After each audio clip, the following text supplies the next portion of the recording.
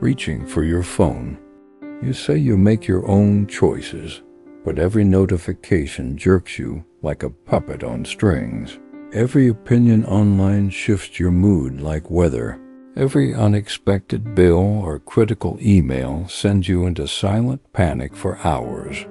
You believe you are autonomous because no one locks your door at night, because you can choose your coffee order, because you can quit your job if you wanted to, but you never do, and you know why. The chain is not made of iron.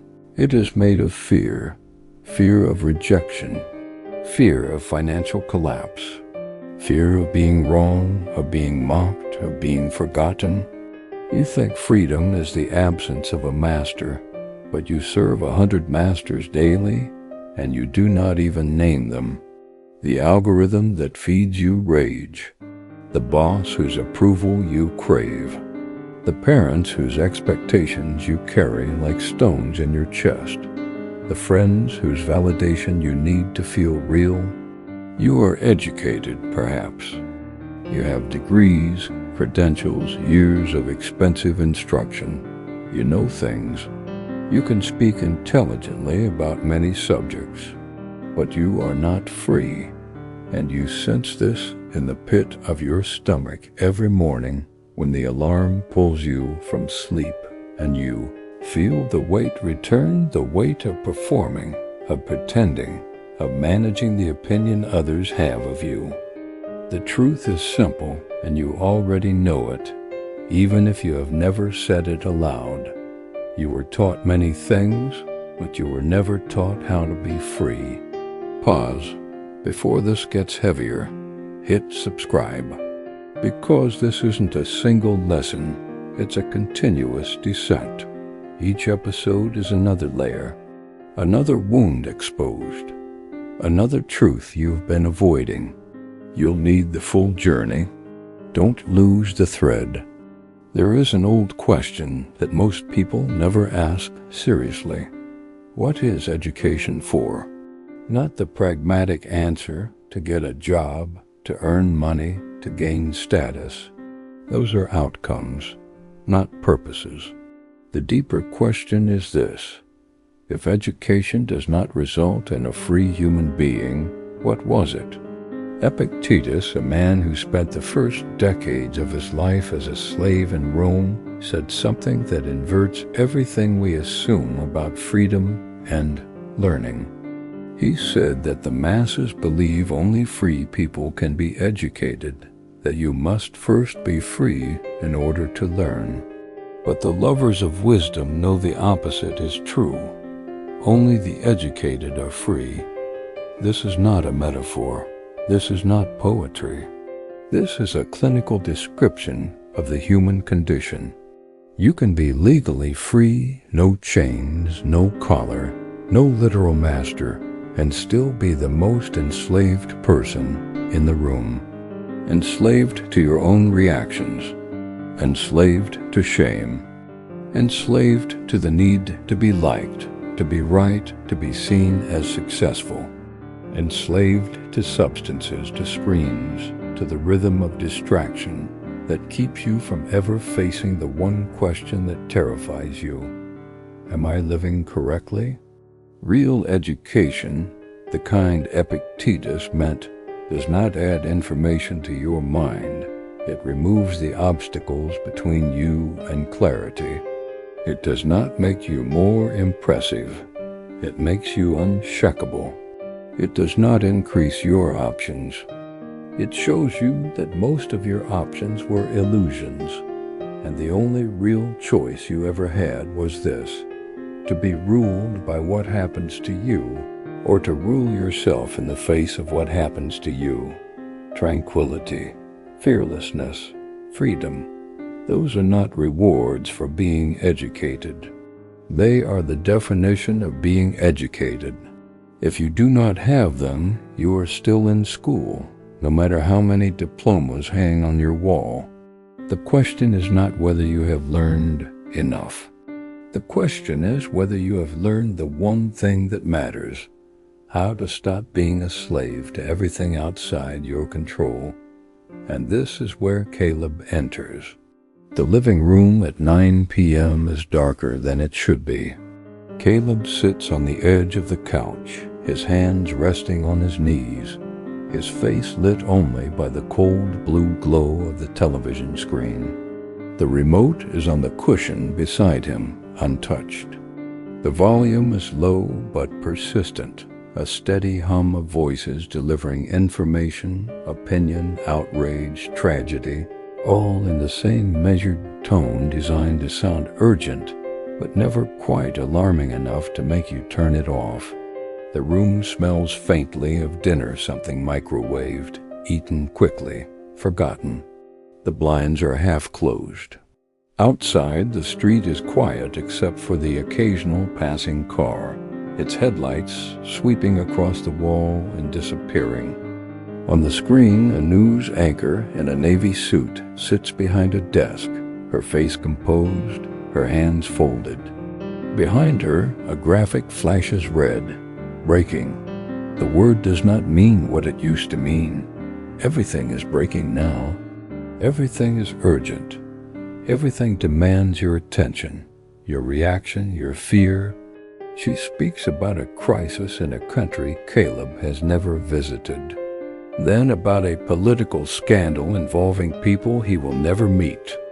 Then about a new study claiming something Caleb has been doing for years is slowly killing him.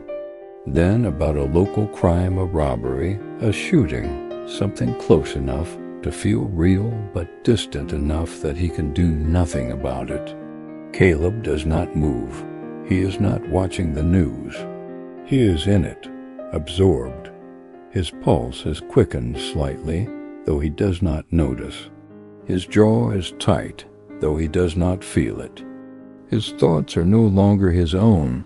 They are the thoughts the screen is generating for him, one after another, each one sharpening the low-grade anxiety that has become so familiar he mistakes it for awareness. This is what he does most nights. He sits here. He watches. He believes he is staying informed. He believes this is responsible. He believes that knowing what is happening in the world makes him somehow more prepared, more intelligent, more engaged. But the truth is simpler and more brutal. He is feeding himself fear and calling it education. The anchor transitions seamlessly to the next story, a viral video, a celebrity scandal, a weather warning, a segment about rising costs. Each story is designed to trigger something: anger, anxiety, judgment, envy, and each story succeeds. Caleb leans forward slightly, his elbows on his knees now, his eyes fixed on the screen. He does not realize that his breathing has changed. Shallow, quick, the way you breathe when you are under threat. But there is no threat in this room. There is only information he cannot act on, information that has nothing to do with his life, information that will dissolve from his memory within an hour, replaced by more information equally urgent, equally urgent. The screen flickers. The anchor's face is replaced by a commercial, a pharmaceutical ad, showing smiling people in soft lighting, living the lives Caleb is supposed to want.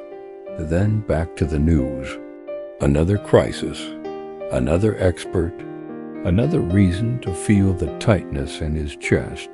And then, from somewhere behind him, a voice, quiet, measured, familiar in a way he cannot place. You think this is making you smarter. Caleb does not turn around. He knows somehow that the voice is not coming from another person in the room. It is coming from inside the room, from the air itself, from the silence beneath the noise. You think, the voice continues, that watching this makes you responsible, that it makes you aware, that it makes you free. Caleb's hand moves toward the remote, but he does not pick it up. The voice is closer now, though it has not moved. But look at you.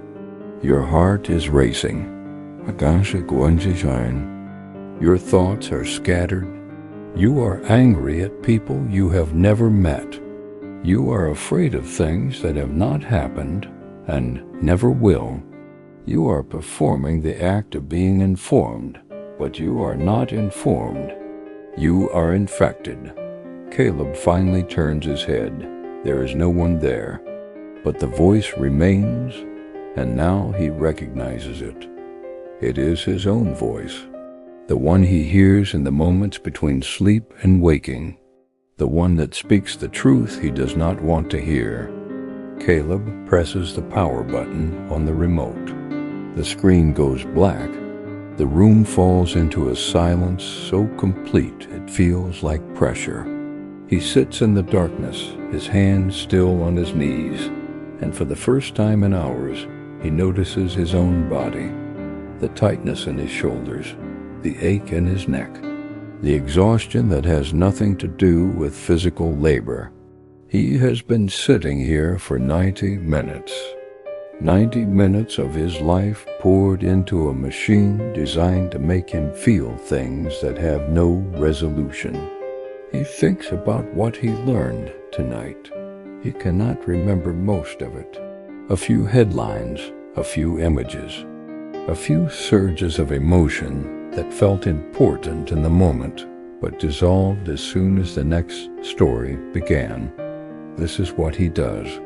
Night after night, he comes home from work from a day spent managing other people's expectations, navigating office politics, performing competence, and he sits here and allows the television to manage him, to tell him what to fear, what to hate, what to worry about, what to want. He calls it staying informed, but it is not information, it is infection. The Stoics had a word for this, though Caleb does not think of it in those terms yet. They called it fantasia, the impressions that flood the mind, unbidden, unexamined, overwhelming. The Stoics taught that most people live their entire lives reacting to these impressions as if they were reality itself, never stopping to ask whether the impression is true, whether it is useful, whether it is theirs. Caleb has spent years believing that education meant absorbing more news, more opinions, more perspectives, more data. He thought that freedom came from having access to everything, from being connected, from never missing a development. But he is not free. He is drowning. He stands up slowly, his legs stiff from sitting too long. He walks to the window and pulls the blinds open. The street outside is quiet. A few lights in neighboring houses. A dog barking somewhere in the distance. The world in its actual form is not urgent. It is not breaking. It is simply continuing, indifferent to whether Caleb is paying attention or not. He thinks about the anchor on the screen, the experts, the panels, the people who speak with such certainty about what is happening, what it means, what will happen next. They do not know. They are guessing.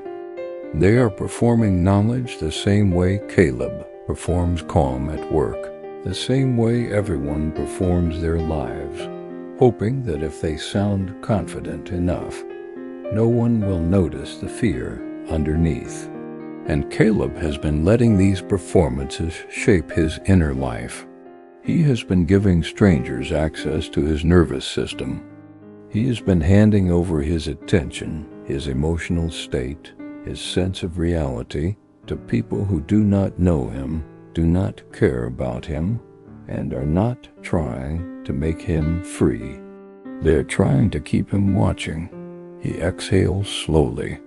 The tightness in his chest loosens slightly, though it does not disappear. He realizes something he has known for a long time, but has never said aloud, not even to himself. He is not educated. He is occupied. His mind is not his own. It is a battleground for forces that want his fear, his anger, his distraction, his obedience. And he has been calling this freedom. Caleb does not turn the television back on. He sits in the darkness for a long time, listening to the silence. It is not peaceful, not yet.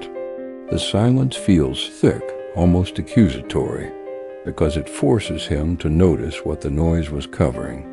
The thoughts are still there, the half-formed anxieties, the vague sense that something terrible is happening somewhere, and he should know about it, should be preparing for it, should be doing something about it. The feeling that by sitting here in the quiet, he is somehow missing something critical, falling behind, becoming irrelevant.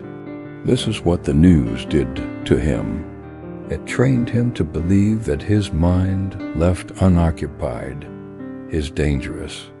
That silence is a void that must be filled.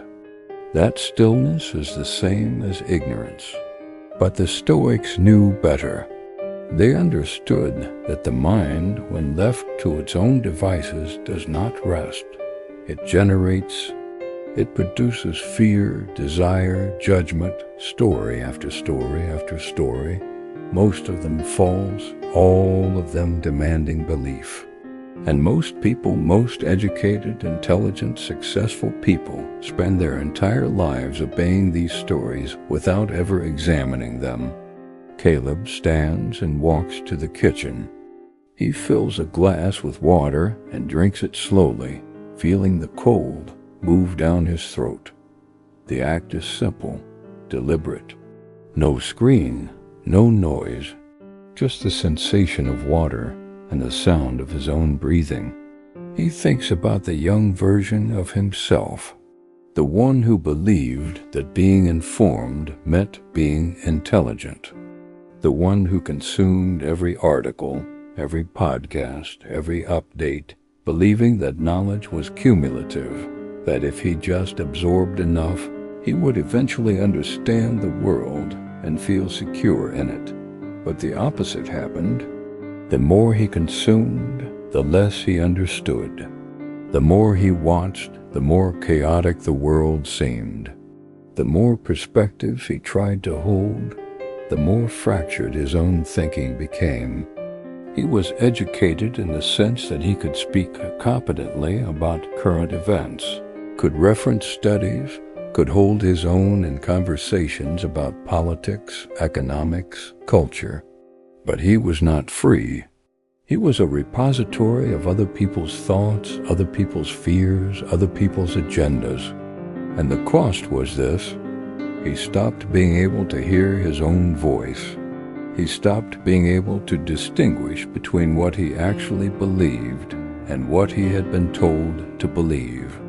He stopped being able to sit in a quiet room without feeling the pull of distraction, the need to check, to scroll, to fill the silence with someone else's noise. Caleb sets the glass down and looks at his reflection in the dark window above the sink. The man looking back at him is tired. Not the kind of tired that comes from physical work, the kind that comes from constant vigilance, from living in a state of low-grade emergency, from treating every day as if it were a crisis he had to manage, even though most days nothing actually happened to him, nothing that required his fear, nothing that required his anger.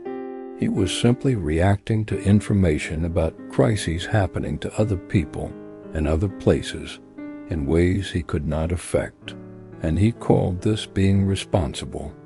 Caleb walks back to the living room, but he does not sit down. He stands in the center of the room, looking at the television. It is black now, reflective, showing him a distorted version of the room, of himself. He thinks about his father.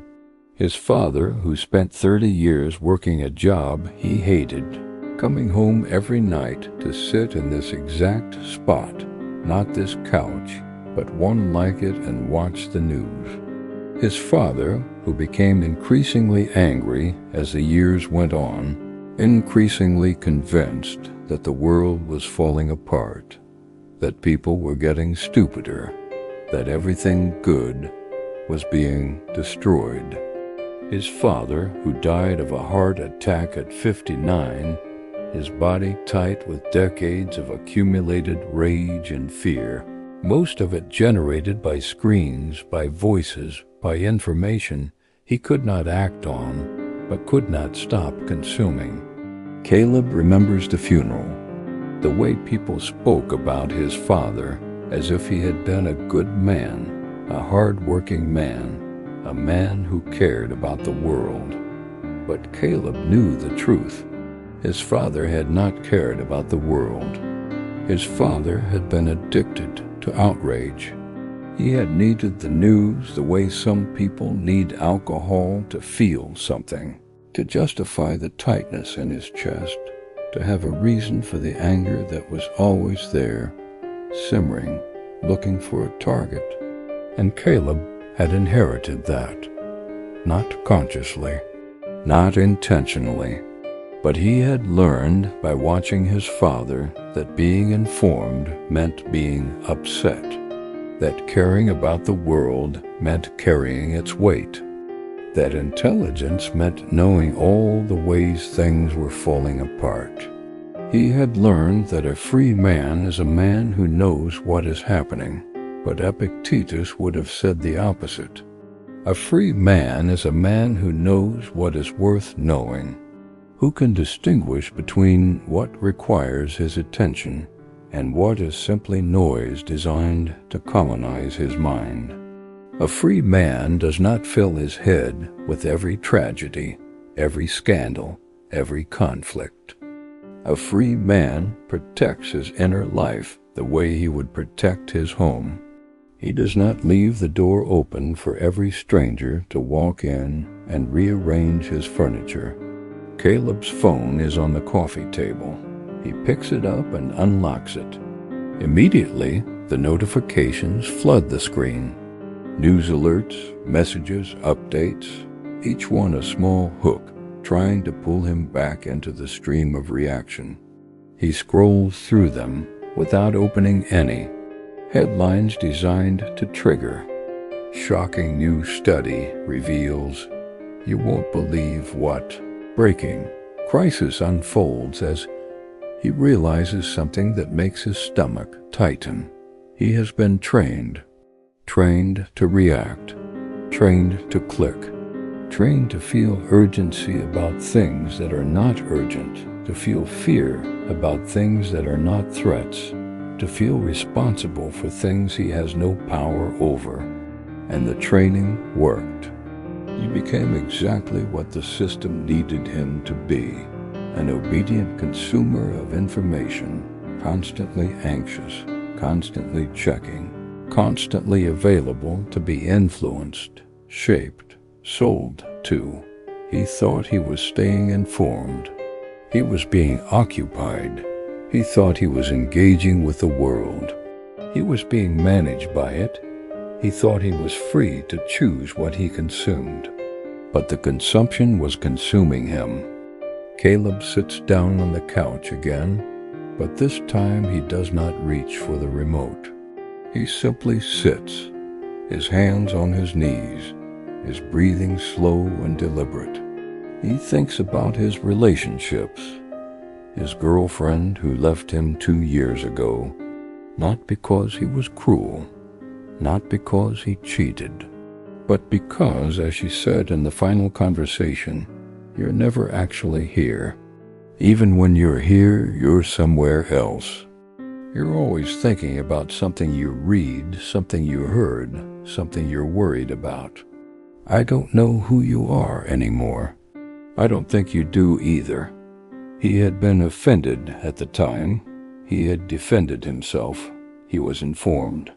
He was engaged. He was aware of the world, but she was right. He had stopped being present. He had stopped being able to listen without his mind drifting to the latest crisis. the latest outrage, the latest thing he needed to have an opinion about.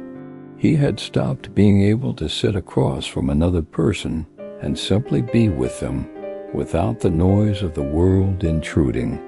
He thinks about his friends, the ones he used to see regularly, the ones he stopped calling, not because he did not care about them, but because every conversation felt like work. Every interaction required him to perform, to have the right opinions, to be updated, to engage with whatever topic was trending. He became exhausted by people, not because people are exhausting, but because he had lost the ability to be with them without the weight of the world pressing down on him. He thinks about his work, the meetings where he sat, distracted, his mind half on the presentation and half on the article he had read that morning about economic collapse, political corruption, environmental catastrophe. He was physically present but mentally absent, and his performance suffered. Not dramatically, not enough to get fired, but enough that he stopped advancing. Enough that his boss stopped seeing him as someone with potential and started seeing him as someone who was simply maintaining. And he accepted this. He told himself it did not matter. He told himself that ambition was shallow, that success was a distortion, that real intelligence meant seeing through the illusions of career and status. But the truth was simpler.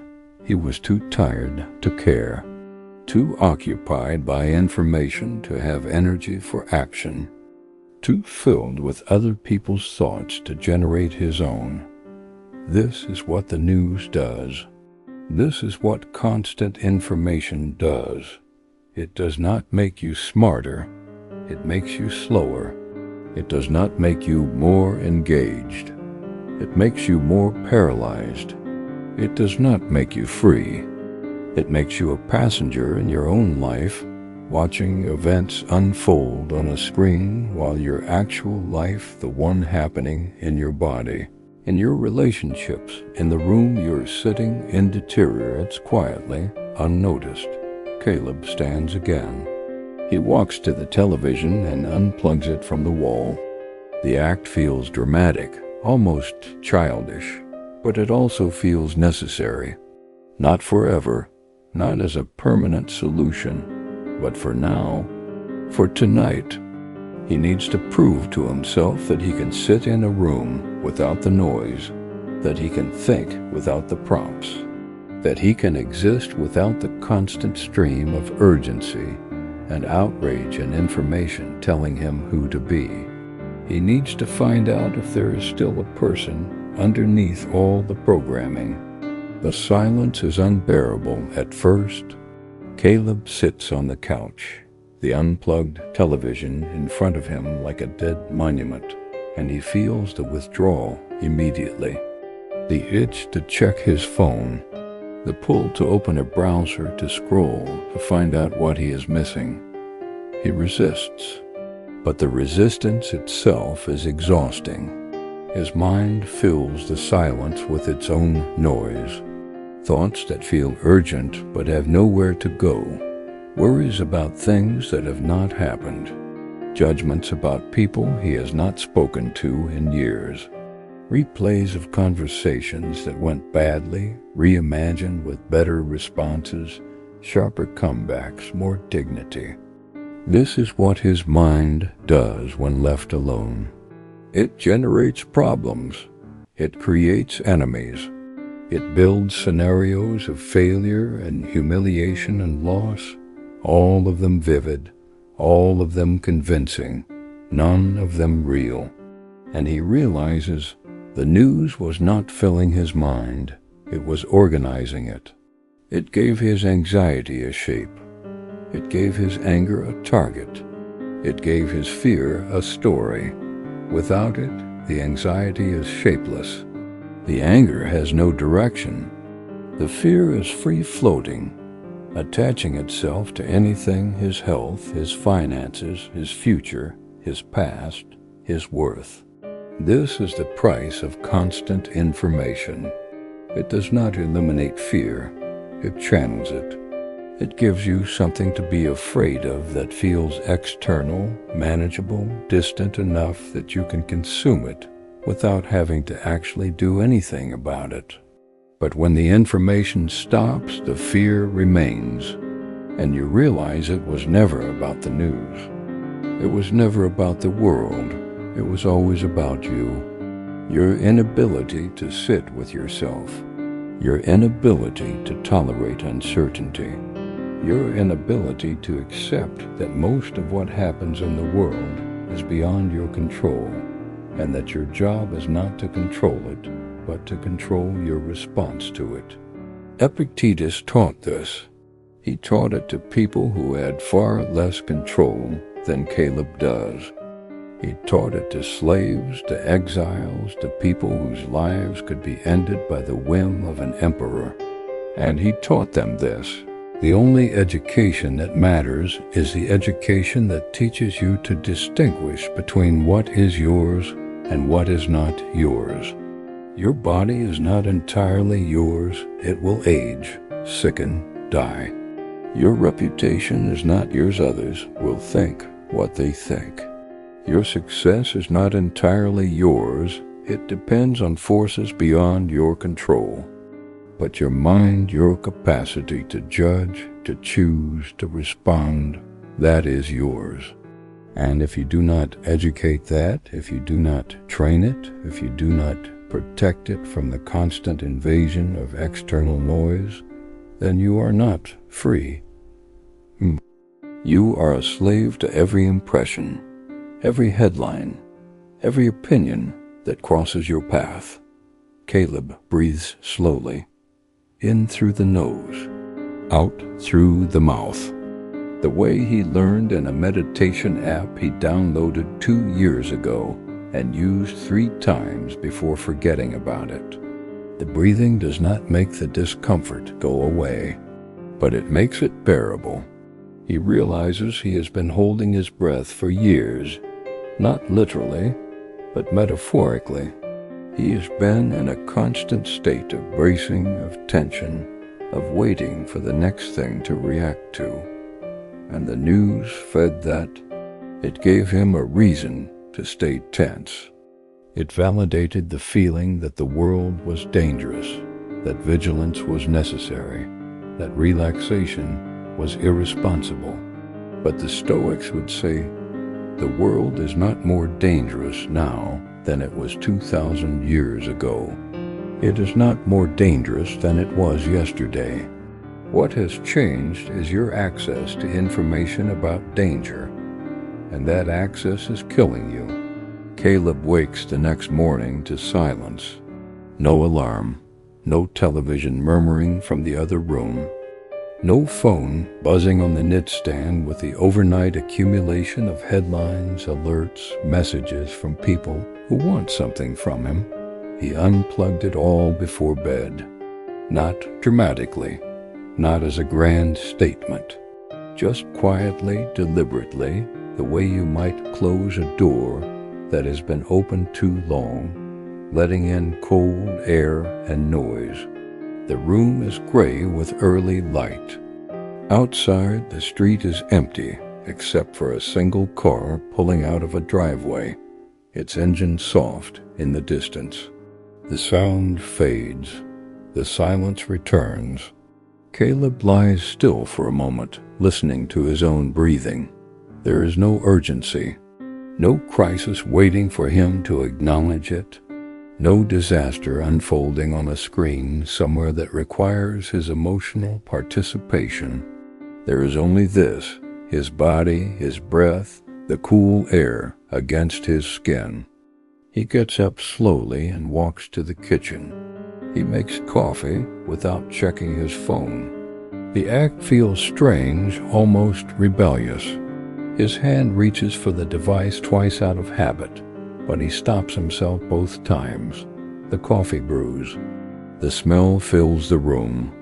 He pours it into a cup and stands by the window, looking out at the quiet street, at the houses with their drawn blinds, at the world continuing without his surveillance.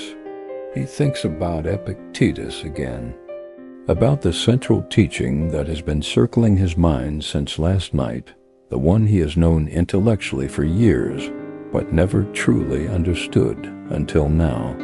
Only the educated are free, not the ones who have consumed the most information, not the ones who can recite the most facts, not the ones who are up to date on every crisis, every scandal, every development, the ones who have learned to govern themselves, the ones who can sit in a quiet room without fear, the ones who can encounter information without being colonized by it, the ones who can distinguish between what is theirs to carry and what is not.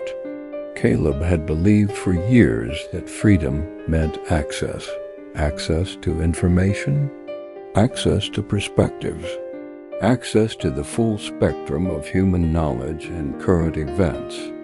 But access without discipline is not freedom, it is drowning. He had access to everything, and it made him a slave to everything. Every notification was a command. Every headline was an instruction on what to feel. Every opinion was a pressure to conform or resist, to take a side, to have a stance, to perform engagement. He was not free. He was occupied. His mind was not his own. It was a territory under constant invasion. Caleb sits down at the kitchen table with his coffee and does something he has not done in years. He sits without distraction.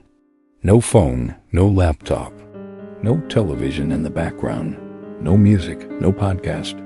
Just him and the silence and the slow movement of light across the wall as the sun rises. At first, the discomfort is sharp. His mind scrambles for something to latch onto. It generates questions. What if something important is happening?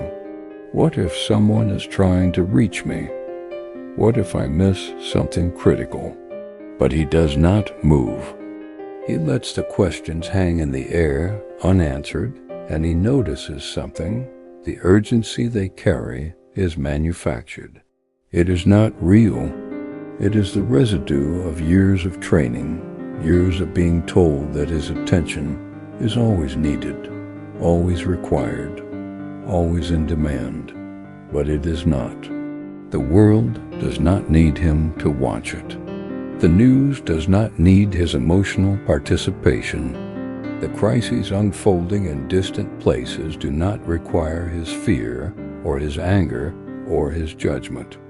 They will unfold whether he watches or not, and his watching does not change them. It only changes him. This is what the Stoics understood. They did not advocate ignorance. They advocated discernment. They taught that most of what presents itself as urgent is not urgent. Most of what demands your attention does not deserve it. Most of what triggers your emotions is designed to do exactly that, trigger them, without offering you anything in return. The educated person, the free person knows this. And knowing this, they protect their mind the way a gardener protects a garden. They do not let every seed that blows in take root. They do not let every weed grow unchecked. They cultivate deliberately. They choose carefully. They say no far more often than they say yes. Caleb drinks his coffee slowly, the bitterness on his tongue, the warmth in his chest, the simple, undeniable reality of his body, here now, alive. He realizes something that makes his chest loosen, makes his breathing deepen. He is not responsible for the world. He is responsible for himself, his thoughts, his actions, his responses, his inner state. That is his domain. That is his work. That is the only education that matters. Everything else, the political chaos, the economic fears, the social conflicts, the disasters and scandals and outrages, those are not his. He can have opinions about them.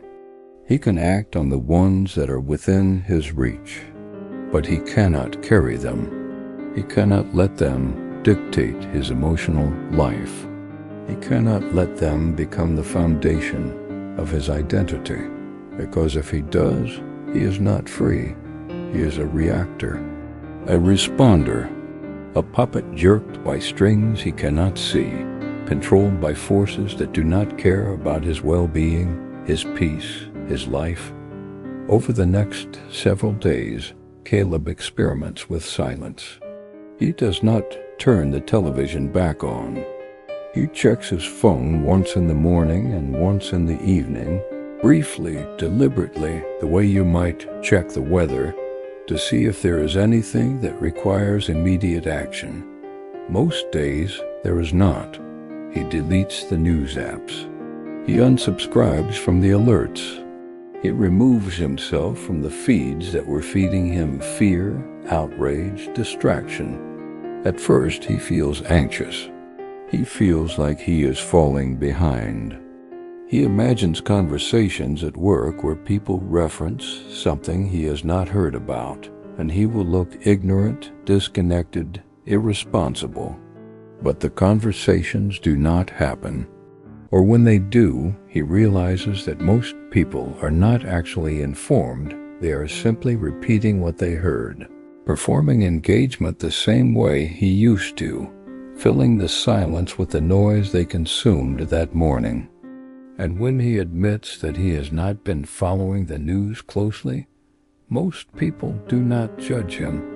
Some of them envy him. "I wish I could do that," they say. "I wish I could just turn it off."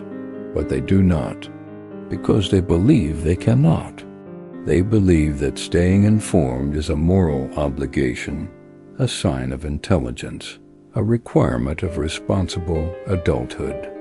They have not yet learned what Caleb is learning, that most information is not education. It is occupation. It fills your mind without improving it. It triggers emotions without offering resolution. It creates the illusion of engagement while fostering passivity. Real education, the kind Epictetus meant, is different. Real education teaches you what to ignore. It teaches you how to protect your attention, your emotional energy, your inner life. It teaches you that tranquility is not a luxury or a retreat. It is a skill, a discipline, a practice. And freedom is not the ability to consume everything. It is the ability to choose what you consume and to be unshaken by what you do not. Caleb notices changes in himself that he did not expect. He sleeps better. The tight, shallow sleep of someone who is always braced for disaster gives way to something deeper, quieter. He wakes rested instead of already tense. He listens better. When his coworker talks to him about her weekend, he is actually there, actually present, instead of half listening while his mind churns through the headlines he read that morning. He feels lighter, not happier, exactly, not optimistic in some naive way, but less burdened, less weighed down by problems that were never his to solve. He rediscovers things he had forgotten, books he wanted to read, walks he wanted to take, thoughts he wanted to think, not because they were trending or urgent, but because they were his. He begins to understand what the Stoics meant when they said that only the educated are free. They did not mean educated in the conventional sense degrees, credentials, information. They meant educated in the sense of trained, disciplined, capable of self-governance. A free person is not someone who knows everything. A free person is someone who knows themselves, who can sit in silence without fear, Who can encounter the world without being consumed by it? Who can distinguish between what is theirs and what is not, and who has the strength to let go of what is not?